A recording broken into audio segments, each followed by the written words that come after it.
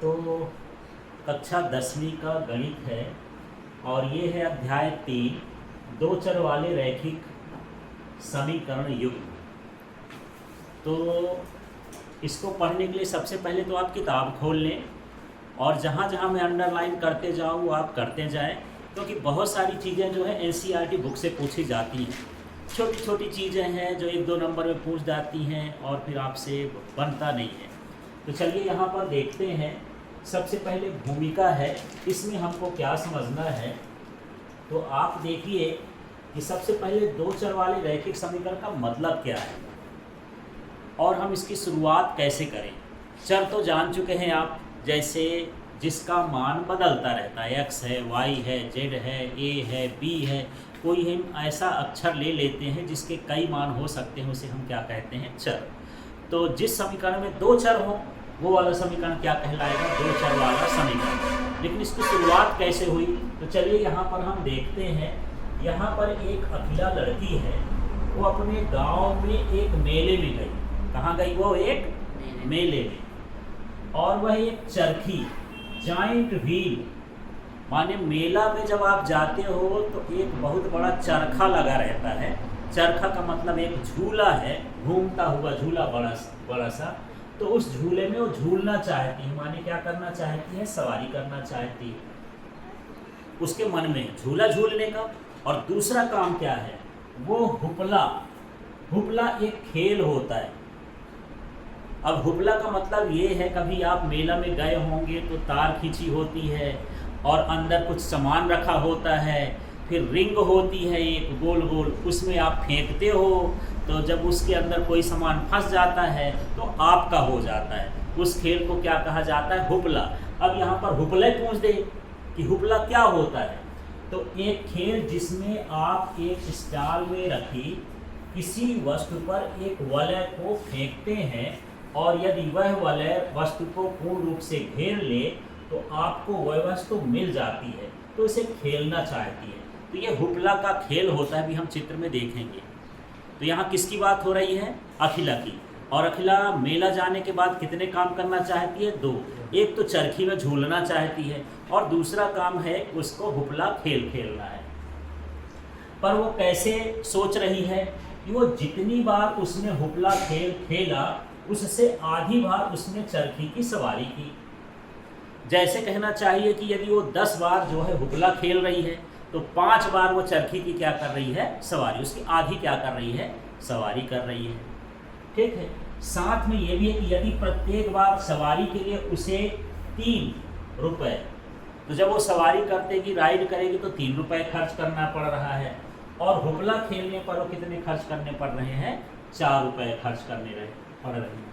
तो आप कैसे ज्ञात करेंगे कि उसने कितनी बार चरखी की सवारी की और कितनी बार हुपला खोला, जबकि इसके लिए उसके कुल रुपए 20 खर्च किए। तो इस तरह से ये अब समस्या है। इस समस्या का समाधान ढूंढना है आपको, और ये समाधान किससे मिलेगा, दो चर वाले रैखिक समीकरण से। तो चलिए अब देखेंगे इस कंडीशन के लिए हम दो चर वाला रैखिक समीकरण कैसे बनाएंगे। तो सबसे पहले इस चित्र में आप देखिए, हुपला का खेल भी समझ लीजिए। आपके पास किताब होगी। ये जो आप देख रहे हैं ये चक्र वाला झूला है, इसको चरखी झूला कहा जाता है, आकाश झूला कहा जाता है। इसमें लोग बैठते हैं। तो इस तरह से ये वो जो अखिला है वो इस पर सवारी करना चाहती है। ठीक है। दूसरा आप देख रहे हो ये एक स्टॉल लगा है, इसमें तरह तरह के ये सामान रखे हुए हैं, कहीं नोट भी रखा रहता है। और ये अखिला के पास रिंग है। जब ये फेंकेगी और यदि ये इस रिंग के भीतर आ गया तो उसका ये सामान हो जाता है। इस खेल को हम क्या कहते हैं, हुपला कहते हैं। ठीक। तो दोनों चीज़ समझ में आ गई। चरखी का आपको ये समझ में आ गया होगा कि चरखी क्या होता है, एक आँख झूला होता है, और हुपला एक इस तरह का खेल होता है। अब समस्या है तो हम उसको दो चर में कैसे बदलेंगे, तो चलिए यहाँ पर समझ लेते हैं, है ना। अब हम क्या समझेंगे, इस समस्या को हम समीकरण में लिखेंगे। समीकरण क्या है, मान लेते हैं अखिला द्वारा सवारी करने की संख्या कितनी है, x है ना। अब गिनती तो पता नहीं है कि कितनी बार कर रही है, लेकिन उसकी संख्या कितनी है, x है। उसके द्वारा हुपला खेल खेलने की संख्या कितनी है, y है ना। तो हुपला कितनी बार खेलती है, y बार, और यहाँ पर सवारी कितनी बार करती है, x बार करती है। अब आपको ये स्थिति दी है कि जितने बार हुपला खेलती है उसके आधे बार क्या करती है, सवारी।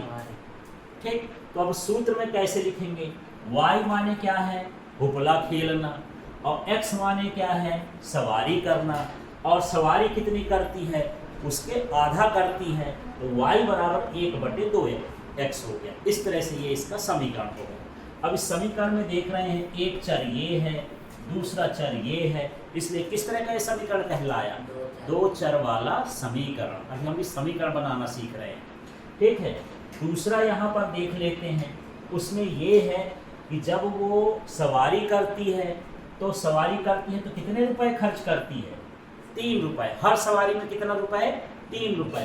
तो x सवारी में कितना खर्च करेगी, 3x। इसी तरह जब हुपला खेलती है तो हुपला के लिए, एक हुपला के लिए कितने रुपए देती है, 4 रुपए। y बार हुपला खेलेगी तो कितना हो जाएगा, 4y। लेकिन जब दोनों खेल खेलेगी तो उसके पास कितना रुपए है, 20 रुपए।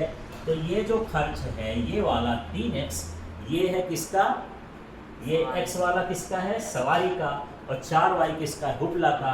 जब दोनों खर्च मिलाओगे तो कितना होता है, 20 रुपए। यहाँ पर ये भी समीकरण है, और ये भी माने x जो है चर है, y भी क्या है, चर है। एक कौन सा समीकरण कहलाया, दो चर वाला समीकरण। अब मैं बोलूँ इसके हल करके बताओ यार, इसे क्या करो, हल करके बताओ, तो पता चले कि कितनी बार वो हुपला खेली और कितनी बार वो क्या खेली, चरखा। ठीक है, सवारी की। तो एक तो मैं सिंपल सा बता देता हूँ, फिर यहाँ अलग अलग विधियाँ देखते हैं। तो सबसे पहले देखो, ये मेरे पास 3x दिया है प्लस 4y, ये वाला है ना। अब y का मान कितना है, y का मान कितना, 1/2x। तो अगली बार में हम यहाँ y की जगह 1/2x लिख देंगे, तो 3x प्लस क्या हो गया 4, y की जगह क्या लिख दूँ, 1/2x बराबर कितना हो गया 20। ये 2 दूनी 4 कट जाएगा, तो यहाँ क्या हो जाएगा, 3x प्लस 2x बराबर कितना हो गया 20। तो 5x बराबर कितना हो गया 20, x बराबर कितना हो जाएगा 20/5, x बराबर कितना हो गया 4, माने 4 बार वो क्या करी, सवारी। ठीक है, अब इस 4 को यहाँ रख दो, जो y का मान है, y बराबर क्या हो, 1/2, x की जगह कितना आ गया है 4, तो 2 दूनी 4 हो गया, ये हो गया 2, है ना। हुपला कितनी बार खेल पाई, वो 2 बार। इस तरह से x y का मान हम निकाल सकते हैं। ठीक, लेकिन इसको हल करने के और तरीके हैं। तो चलो अब हम दूसरा इसका भाग देखते हैं। तो भूमिका में सिर्फ आपको ये समझाना था कि जो हमारे पास समस्या होती है, दैनिक समस्या, उसको हम गणित की भाषा में कैसे लिखें। तो हमने एक अब हुपला का उदाहरण लिया और इसका सवारी का उदाहरण लिया। अब चलिए यहाँ पर देखते हैं रैखिक समीकरण युग्म का ग्राफी विधि से हल, है ना। अब जो हम अभी रैखिक समीकरण देखे, जो हम अभी देख रहे थे 2 चर वाले समीकरण, वो रैखिक समीकरण है। रैखिक इसलिए यदि हम उसका ग्राफ बनाए तो हमको एक रेखा मिलती है, इसलिए हम उसको क्या बोलते हैं, रैखिक समीकरण। अब इस रैखिक समीकरण का हम हल किससे करेंगे, ग्राफी विधि से। और साथ में आप रेखिक समीकरण ये भी पढ़े होंगे कि ऐसा बहुपद जिसका, या कहना चाहिए समीकरण जिसकी घात, अधिकतम घात कितनी हो, 1 हो, तो उसको भी रैखिक कहते हैं। और इसकी रेखा भी सीधी होती है यदि हम ग्राफ बनाएं। तो चलिए अब देखते हैं, इन चीज़ों को नोट भी करते जाना है, बाद में आप अंडरलाइन कर लेना, ये समझना। एक रैखिक समीकरण युग्म, युग्म का मतलब क्या है, जोड़ा। जैसे भी हम देख रहे थे कि हमारे पास एक समीकरण बना था y बराबर 1/2x, और दूसरा समीकरण बना था 3x प्लस 4y बराबर कितना 20। तो कितने समीकरण बने, 2। तो ये 2 चर वाले रैखिक समीकरण कहलाते हैं। तो यहाँ पर एक रैखिक समीकरण युग्म है, युग्म माने क्या हो गया, जोड़ा, जिसका कोई हल नहीं है। रैखिक समीकरणों का असंगत युग्म कहलाता है। अब कोई ऐसी समस्या आ जाए जिसका हल ही निकलता हो, हल करने के बाद x y का मान ना आता हो, मतलब उस समीकरण का कोई हल नहीं होता, ऐसे समीकरण को हम क्या बोलते हैं? असंगत हल। और इसी को परीक्षा में पूछ देता है खाली स्थान में कि वह रैखिक समीकरण जिसका कोई हल नहीं होता, रैखिक समीकरणों का युग्म जिसका कोई हल नहीं होता, खाली स्थान होता है तो क्या होता है? असंगत होता है। ठीक है, साथ में देखो, एक रैखिक समीकरण युग्म जिसका हल होता है वो क्या कहलाता है? संगत युग्म, कंसिस्टेंट कहलाता है। जिसका हल हो, चाहे एक हल हो चाहे अनंत हल हो, यदि हल है तो उसको हम क्या बोलेंगे कि ये संगत समीकरण, ठीक है ना, संगत युग्म कहला जाएगा। अब देखिए, तुल्य रैखिक समीकरण के एक युग्म में अपरिमित रूप से अनेक हल होते हैं। इस युग्म को दो चरों के रैखिक समीकरणों को आश्रित डिपेंडेंट युग्म कहते हैं। अब देखिए, यहाँ संगत में दो तरह के समीकरण मिलेंगे। एक समीकरण ऐसा मिलेगा जिसमें एक ही अद्वितीय हल होगा, ज़्यादा हल ना होंगे, x का एक मान होगा, एक मान y का होगा, वो भी क्या कहलाया? संगत। और एक इस तरह का समीकरण होंगे x के अनंत मान हो और y के भी अनंत मान हो, तब हम उसे क्या कहेंगे? आश्रित युग्म कहेंगे। तो चलिए मैं थोड़ा सा यहाँ पर अब पूछ लेता हूँ और यहाँ पर आपको ध्यान देना है। मैं पूछूं संगत युग्म क्या है? जिसके हल हो। ऐसा रैखिक युग्म समीकरण जिसके हल हो वो क्या कहलाएगा? संगत। और असंगत क्या है? ऐसा रैखिक समीकरण युग्म, हाँ, ऐसे रैखिक समीकरण युग्म जिसके हल ना हो। फिर हमने बोला आश्रित संगत क्या है? जिसके अनेक हल हो। क्या हो? अनेक हल हो, उसको हम क्या बोलेंगे? आश्रित युग्म कहते हैं। तो आप अलग अलग इसको लिखिएगा। एक संगत के लिए लिखना है, पॉइंट बनाना है, एक असंगत के लिए बनाना है और एक किसके लिए बनाना है? आश्रित के लिए। अब हम ग्राफ से कैसे जानेंगे कि कौन सा युग्म संगत है और कौन सा युग्म असंगत है? तो चलो ग्राफ तो अभी हम खींचना समझेंगे, लेकिन ये दो पॉइंट को पहले समझते हैं, इसके बाद हम आगे का देखेंगे। इसको ध्यान देना, रेखाएं एक बिंदु पर प्रतिच्छेद कर सकती हैं। इस स्थिति में समीकरण युग्म का अद्वितीय हल होता है, अविरोधी समीकरण युग्म कहलाता है। इसी को हम क्या कहते हैं? संगत भी कह देते हैं, है ना। तो यहाँ पर समझना है, यहाँ पर कितने समीकरण होंगे? कितने समीकरण? दो चर वाले कितने समीकरण होंगे? दो चर वाले समीकरण में रेखाएं कितनी होंगी? वो भी रेखाएं कितनी होंगी? दो। जब दो रेखाएं हैं तो हो सकता है कि जो दोनों रेखाएं हैं एक दूसरे को ऐसे काट दें, एक बिंदु को क्या करें? काट दें। तो जिस बिंदु पर काटेंगे उसका हल कहलाता है। तो उसका हल कैसा होगा? अद्वितीय। अद्वितीय का मतलब होता है उसका दूसरा हल फिर नहीं होगा, एक ही हल होगा। उसको हम क्या बोलेंगे? अद्वितीय हल। तो ऐसे को हम क्या बोलते हैं? अविरोधी समीकरण युग्म। जिस समीकरण का अद्वितीय हल होता है उसको हम क्या बोलेंगे? अविरोधी समीकरण। और साथ में एक हल है इसलिए क्या कहलाया? संगत समीकरण भी कहलाया। तो दो नाम हो गए, क्या क्या? अविरोधी समीकरण और क्या? संगत समीकरण। ठीक है। अब देखिए, रेखाएं समांतर हो सकती हैं। इस स्थिति में समीकरणों का कोई हल नहीं होता है और ये क्या कहलाता है? असंगत युग्म समीकरण, या इसी को हम क्या बोलते हैं? आश्रित भी बोलते हैं। इसको क्या बोलते हैं? आश्रित। अच्छा, ये असंगत है, ये वाला आश्रित नहीं है, सिर्फ ये क्या है? असंगत। समझ में आ गया? तो जैसे मान लो हमको दो रेखाएं तो खींचना है, एक समीकरण के लिए एक रेखा, दूसरे समीकरण के लिए दूसरी रेखा। अब दोनों रेखाओं को हम ऐसे खींच दिए और दोनों रेखाएं एक दूसरे के कैसी हों? पैरेलल हो जाएं, समांतर हो जाएं, तो समीकरण का कोई हल नहीं होगा। और उस स्थिति में इसे हम कैसा कहेंगे? असंगत समीकरण युग्म। क्या कहलाएगा?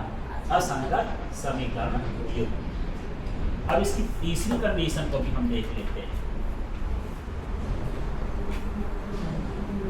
चलिए, अब हम यहाँ पर तीसरी कंडीशन में हैं और यहाँ पर देखिए, रेखाएं संपाती हो सकती हैं। संपाती का मतलब जैसे मैं पहले समीकरण की रेखा खींचा और दूसरे समीकरण की रेखा खींचा, वो एक दूसरे के ऊपर ही आ गई, है ना। संपाती का मतलब जैसे यहाँ पर मेरा ये हाथ है, इस हाथ को ऐसे मिला दिए तो दोनों ये उंगलियाँ, ये सारा कुछ मिल गया, माने ये क्या हो गया? संपाती हो गया। इसी तरह से रेखाएं जब एक दूसरे के ऊपर आ जाती हैं तो क्या होता है? संपाती।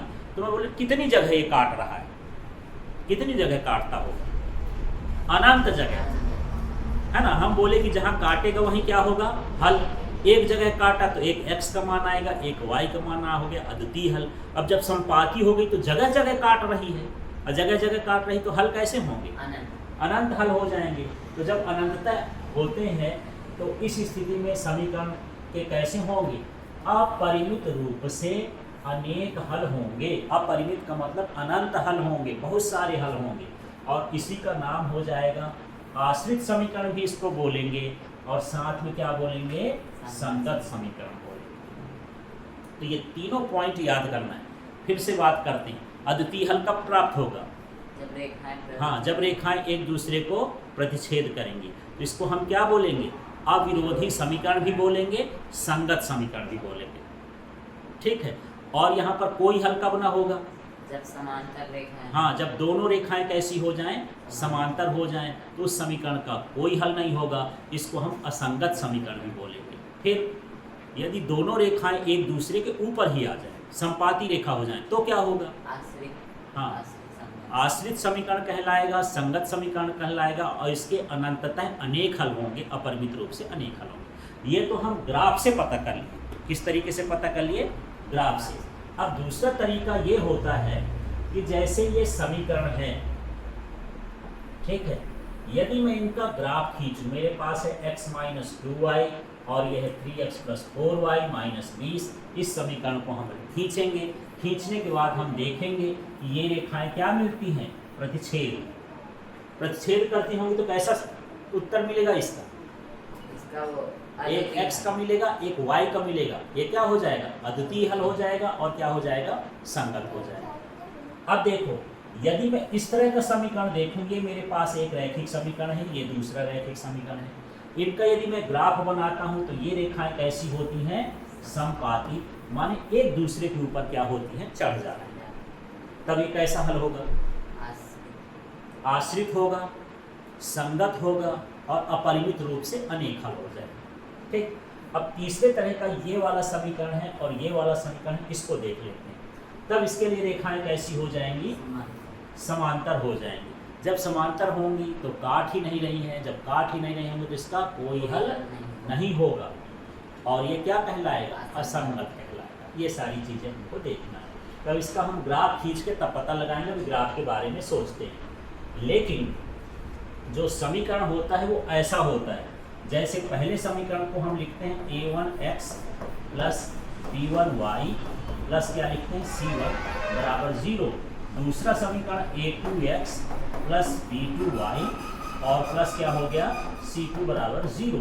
तो ये जो a1 है, b1 है, c1 है, a2 है, b2 है, c2 है, ये कोई अचर संख्या, क्या है ये, अचर संख्या, उसका गुणांक बोलते हैं, और x y क्या है, चर है, ठीक है। तो यदि मैं यहाँ तुलना करूँ तो मुझे ये बताओ, यहाँ a1 का मान कितना है, x के साथ कुछ नहीं लिखा, a1 का मान कितना मानोगे, 1 है ना। यहाँ a1 बराबर कितना हो जाएगा, 1, b1 बराबर कितना हो गया, -2, ठीक। और c1 नहीं लिखा है तो c1 का मान कितना हो गया, 0। इसमें बताओ a1 कितना है, 3, a1 3 हो गया, b1 कितना है, 4, ये a2 कहलाएगा। दूसरे वाले समीकरण में हम क्या लिखें, a2, b2 कितना हो गया, 4, और c2 कितना हो गया, -20। चिन्ह सही देखना है। इसी तरह से इस समीकरण में a1 का मान कितना है, 2, b1 का मान कितना है, 3, और c1 का मान कितना है, -9। इसमें दूसरा समीकरण में a2 लिखेंगे, a2 का मान कितना है, 4, और b2 का मान कितना है, 6, और c2 का मान कितना है, -18। अब यहाँ पर देखते हैं a1 का मान कितना है, 1, x के साथ कुछ नहीं लिखा तो क्या मानेंगे, 1, और यहाँ पर a2 का मान कितना है, 2, और यहाँ पर सॉरी b1, और ये c1 का मान कितना है, -4। a2 का मान बताओ, 2, यहाँ b2 का मान कितना है, 4, और c2 का मान कितना है, -12। तो क्या केवल यही तरीका है, ग्राफ से ही हम पता लगा सकते हैं? एक दूसरा तरीका है जिससे हम ये पता लगा सकते हैं कि कैसा समीकरण इनका होगा। तो चलिए देखिए, यहाँ पर एक ग्राफ बना है, इसको हम देखते हैं। सबसे पहले ये सारणी को समझते हैं और इसमें हम इसका a1 और a2 और b1 और b2 का ग्राफ निकालते हैं। ये समीकरण दिया था ना पहला वाला, यहाँ पर हम क्या निकाले हैं A1 बटे A2, माने A1 का मान यहाँ कितना है 1 और A2 का मान कितना है 3, तो कितना आया 1/3। अब यहाँ से दूसरा वाला देखो, B1 का मान कितना है -2 और नीचे से ये B2 का मान कितना है 4। इसको थोड़ा सा आगे हल भी कर देंगे तो 2 1 कम 2 और 2 दूनी 4, -1/2 आ गया। और फिर यहाँ C1 का मान है, कुछ नहीं लिखा, तो C1 का मान कितना हो गया 0 और C2 का मान कितना हो गया -20। इसको हल करेंगे तो 0/1 भी लिख सकते हैं। मुझे ये बताओ इसमें क्या आया है A1 बटे A2 का मान, 1/3, इसमें B1 बटे B2 का मान कितना आया है 2/4 नहीं, जो हल करके देखें -1/2। क्या ये मान और ये मान जो आया है बराबर है? नहीं है, मतलब A1 बटे A2 बराबर नहीं है B1 बटे B2। इसका मतलब ये है कि रेखाएं क्या होंगी, प्रतिच्छेद करेंगी और अद्वितीय हल होगा, है ना, केवल क्या होगा एक अद्वितीय हल होगा। तो हम इस अनुपात से भी पता लगा सकते हैं कि समीकरण कैसा है। ठीक है, इसके बाद अब यहाँ पर देख लेते हैं, A1 का मान बोलो तो 2, A2 का मान कितना है 4। 4। इसको थोड़ा हल करेंगे, 2 1 कम 2, 2 दूनी 4, 1/2 आ गया। यहाँ A1 का मान कितना है, यहाँ से देखो 3, तो ये 3 लिख दिए और ये B1 ना, और ये B2 का मान कितना है 6, तो 6। इसको हल कर देंगे तो 3 1 कम 3, 3 दूनी 6। तीसरा देखो C1 का मान कितना है, चिन्ह सही देखोगे -9, ये -9 लिख दिया। इसका कितना है -18, C2 का तो 18, माइनस माइनस कट जाएगा, हल करोगे तो 1 बटे कितना हो गया 2 हो गया। ठीक है, यहाँ देखो A1 बटे A2 का मान कितना आया 1/2, यहाँ B1 B2 का मान कितना आया 1/2 और यहाँ C1 C2 का मान भी क्या आया 1/2। तो आप देख रहे हैं कि A1 बटे A2 बराबर B1 बटे B2 बराबर C1 बटे C2 आ गया। ये तीनों का अनुपात बराबर है, तो इससे हम क्या पता लगा लेंगे, इससे ये पता लगाएंगे इस समीकरण कैसी रेखाओं को प्रदर्शित करेगा, संपाती रेखाओं को प्रदर्शित करेगा। इसके अपरिमित रूप से कैसे हल होंगे, अनेक हल होंगे। तो ये संगत होगा कि असंगत होगा, संगत, ये भी संगत है ना, जिसका हल हो, और ऊपर वाला भी क्या था संगत होगा। ये भी लिख लेना साथ में टेबल, संगत है संगत है। अब हम तीसरे वाले में चलते हैं। यहाँ पर x के साथ कितना है, यहाँ पर देखो कुछ नहीं लिखा तो क्या लोगे 1। यहाँ पर x के साथ कितना है 2, 1/2 हो गया। यहाँ कितना है 2, यहाँ क्या लिख दिए 2, यहाँ पर कितना है 4, हल करेंगे 2 1 कम 2, 2 दूनी 4। अब इसमें C1 का मान कितना है हाँ, और C2 का मान कितना है -12, तो 4 1 कम 4, 4 3 12। इसमें आप देख रहे होंगे कि यहाँ 1/2 है, यहाँ भी 1/2 है, मतलब A1 बटे A2 का मान B1 बटे B2 के बराबर तो है, पर यहाँ पर क्या आ गया 1/2, क्या बराबर है नहीं है, तो इसमें क्या लगा दिए हैं बराबर नहीं है C1 C2 के। तो इस स्थिति में कैसी रेखाएं हमको मिलेंगी, समांतर रेखाएं, और समीकरण का हमको कोई हल प्राप्त नहीं होगा। माने इस तरह का जो समीकरण का युग्म है ये क्या कहलाएगा, असंगत कहलाएगा। ठीक है, क्लियर हो गया। तो आप अब यहाँ पर दो चीज़ें समझ लीजिए। क्या समझना है, यदि A1 बटे A2 बराबर नहीं है B1 बटे B2 के, तो कैसा मिलेगा अद्वितीय हल। कैसा मिलेगा अद्वितीय हल, रेखाएं प्रतिच्छेद करें और इसको संगत करें। फिर A1 बटे A2 बराबर B1 बटे B2 बराबर C1 बटे C2, तो इसके अनंततः अनेक हल मिलेंगे, ये भी संगत कहलाएगा। ठीक है, और इसके बाद यहाँ पर यदि A1 बटे A2 बराबर है B1 बटे B2 के, लेकिन C1 और बटे C2 बराबर नहीं है, ये क्या कहलाएगा, हाँ समांतर रेखाएं मिलेंगी, इसका कोई हल नहीं होगा और ये क्या कहलाएगा, असंगत कहलाएगा। इस तरह से हम यहाँ पर इसको बता सकते हैं। तो अब देखो यहाँ पर अब हम समरी लिख लिए, यहाँ पर ये समरी समझना है, इनको आपको नोट करना है। क्या नोट करना है, यदि हमारे पास इस तरह की ये समीकरण है A1x plus B1y plus C1 equal to 0, इसी तरह से A2x plus B2y plus C2 बराबर है 0, है ना। ये हम दो चर वाले समीकरण को निरूपित करते हैं, दर्शाते हैं इससे। तो यहाँ पर क्या हो गया कि यदि a1 बटे a2 बराबर नहीं है b1 बटे b2 के, तो रेखाएं क्या करेंगी, प्रतिच्छेद करेंगी। इसका क्या होगा, अद्वितीय हल होगा। कैसा होगा, अद्वितीय हल। और कैसा समीकरण कहलाएगा, संगत। ये तीन चीज़ें आपको इसमें समझ लेना है।